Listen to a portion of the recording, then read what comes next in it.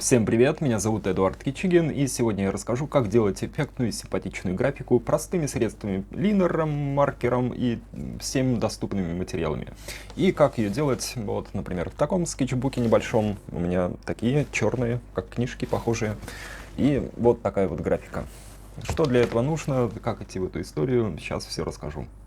То, в чем я рисую, это Sketchbook Art Creation, ну, вот такой вот формат А4, немножко похожий на книгу и с молочной бумагой. Не сказать, что молочная бумага это лучший вариант, просто тогда не было ничего другого.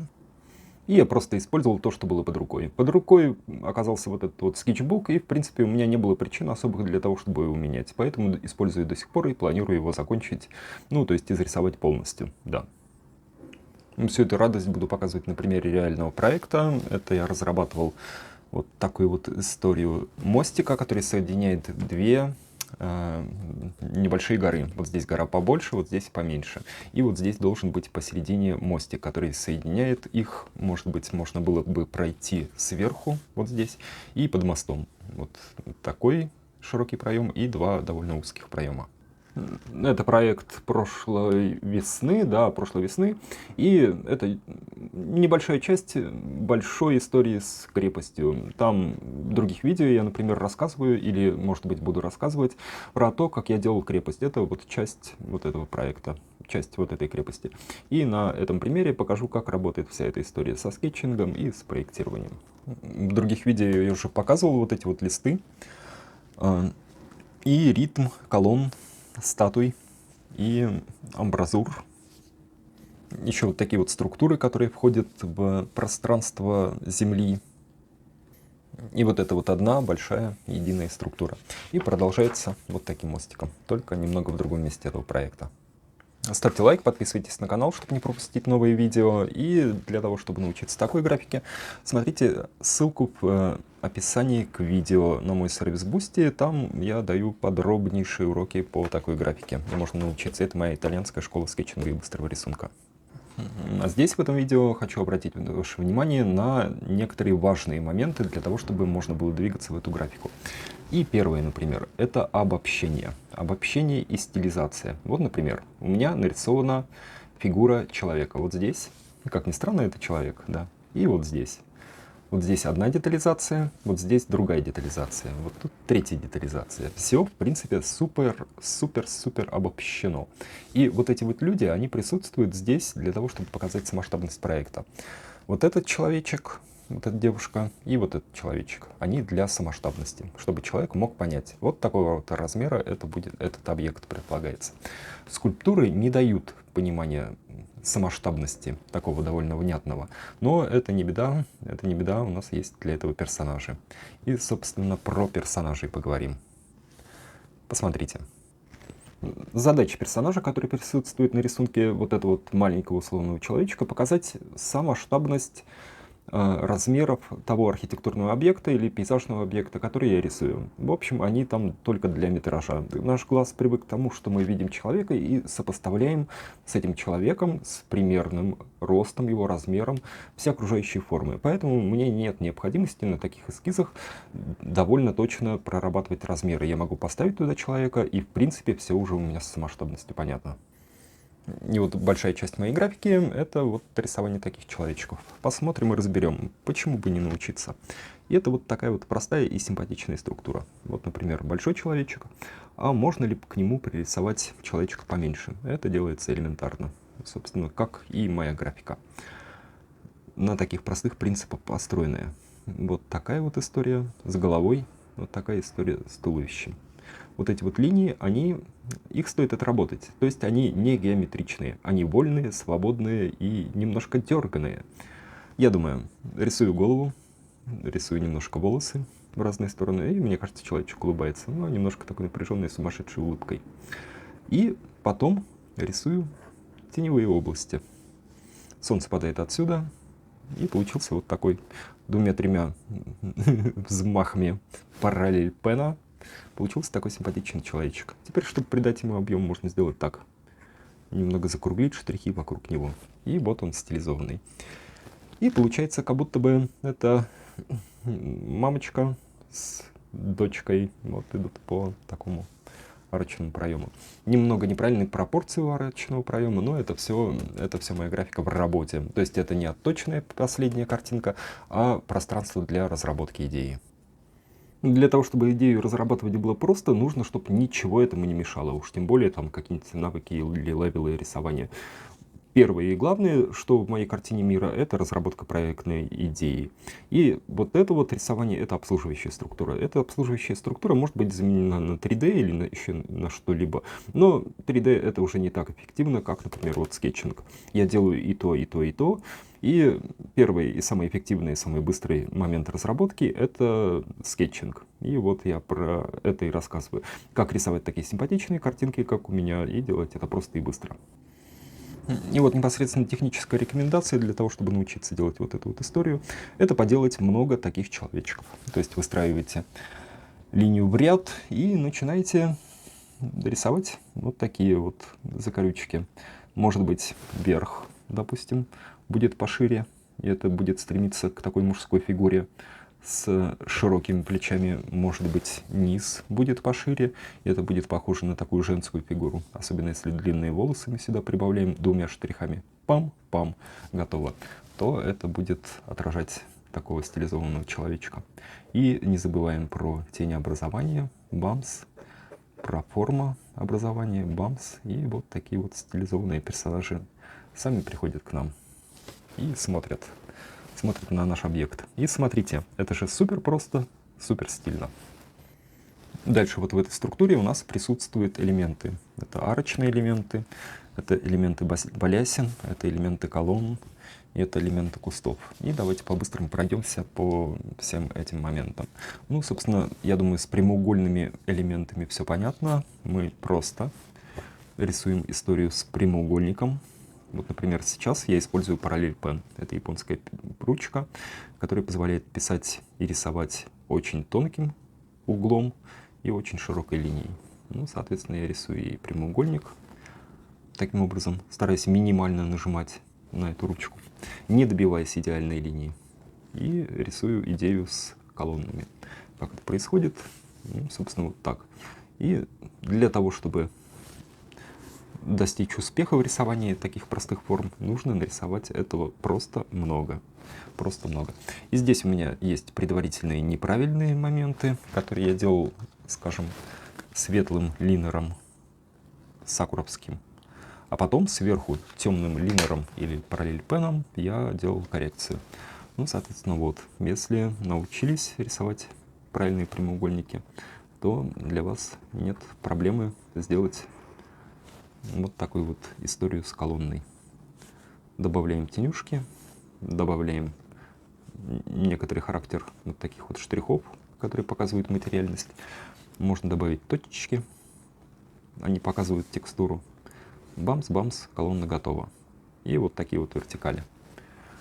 В общем, вот. И у нас получилась колонна симпатичнее даже, чем вот это. Или вот это.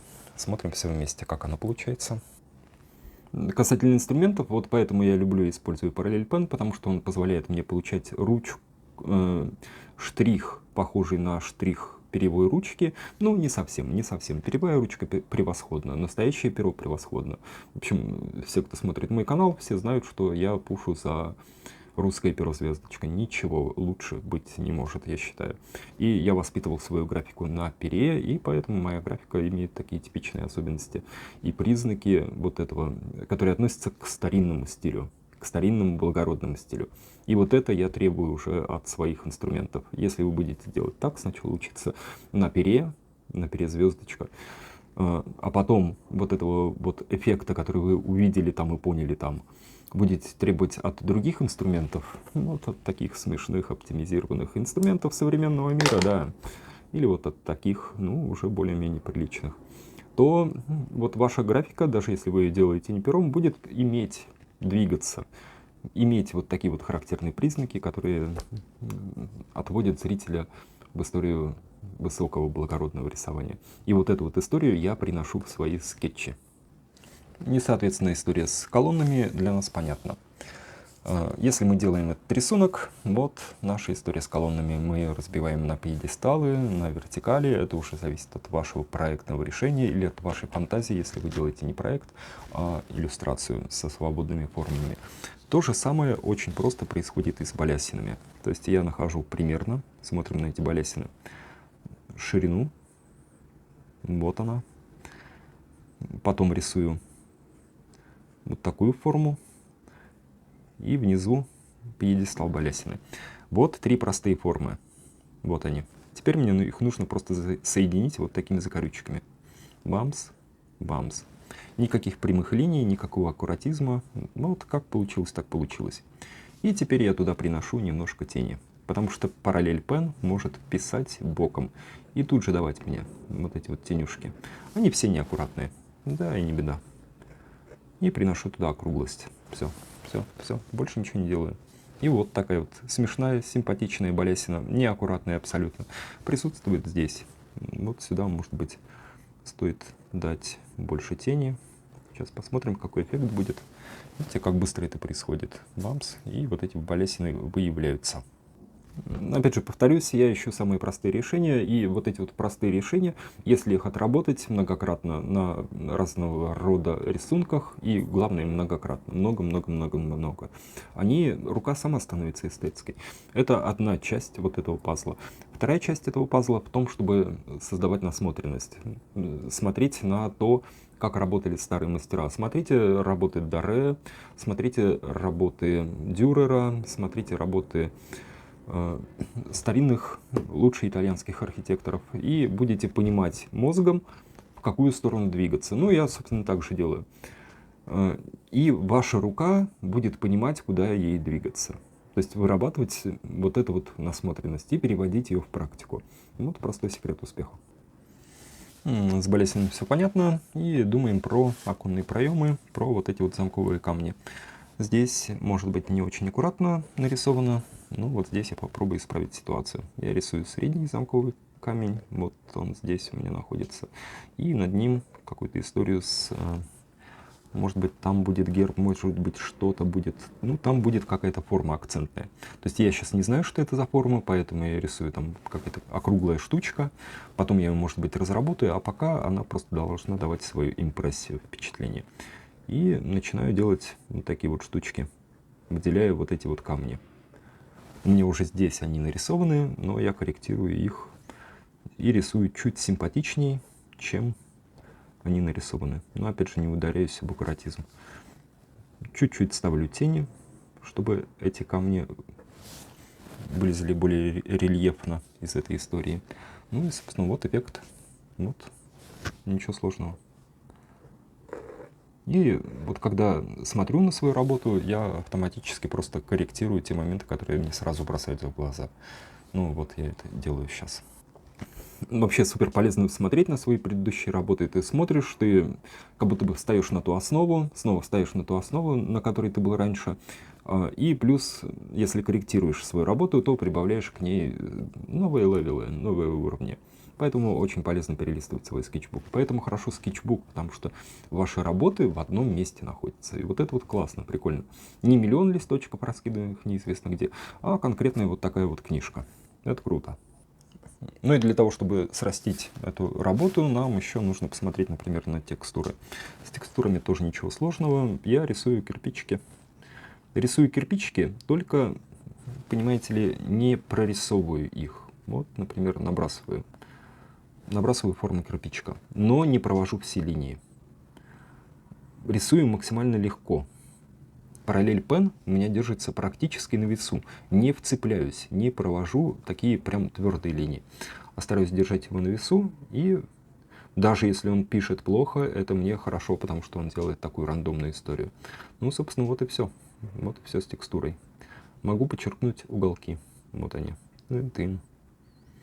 Тын-тын. Тын-тын. Некоторые кирпичики могу затемнить. Вот и все. Больше ничего не делаю.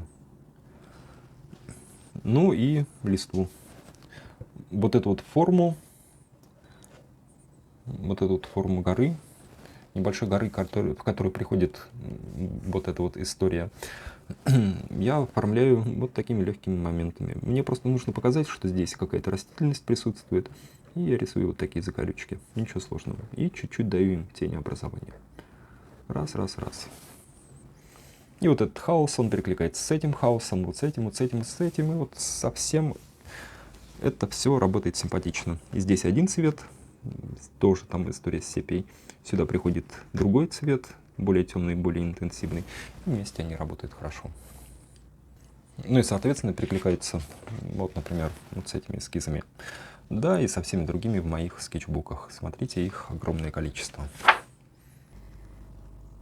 Ну, это моя итальянская школа рисунка, потому что большая практика в Италии, большая практика в проектах по всему миру, и необходимо сделать архитектурно-пейзажные эскизы быстро, просто хорошо и сразу же практически показывать клиенту или тем, с кем я работаю, для того, чтобы не проходила длинная история там создания эскизов в компьютере, рендеры вот эти, да, хоть на планшете, да где угодно, а чтобы сразу...